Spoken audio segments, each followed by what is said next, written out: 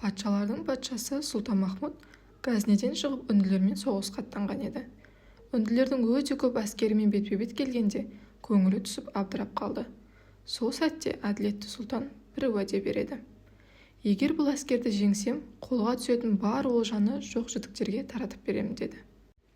Ақырында соғыс аяқталды. Сұлтанмахмұт жеңіске жетіп сансыз олжаға ие болды. Қара жүзді жау жеңіліске ұшырап қашып кетті. Артында ешкім бағасын қоя алмайтын қазыналар қалдырды. Сұлтан дереу қызметкерлерін бірін шақырып, бұл олжаны кедей-кепшікке таратыңдар. Себебі соғыстың алдында Аллаға уәде берген едім. Енді сол уәдемді орындауым керек деді.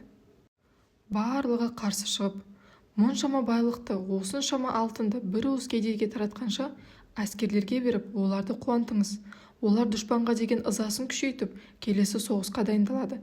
Немесе қазынаға жіберуді бұйырыңыз деді. Сұлтан екіұдай күйге түсті, ойға шомды. Уәдемді орындап, олжаны кедейлерге таратайын ба, әлде айтқандарын істейін ба деп ойланып қалды.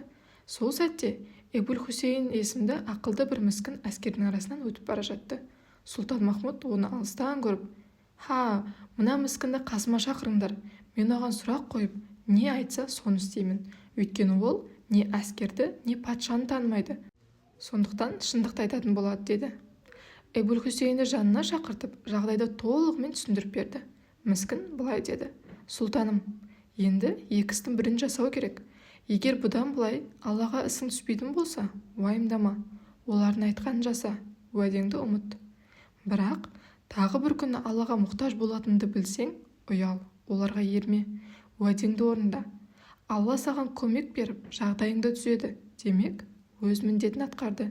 Сенің міндетің қайда қалды? Неге сөзіңде тұрмайсың? Ақырында Сұлтанмахмұт барлық олжаны кедейлерге таратып берді. Атына сай құрметке де ие болды.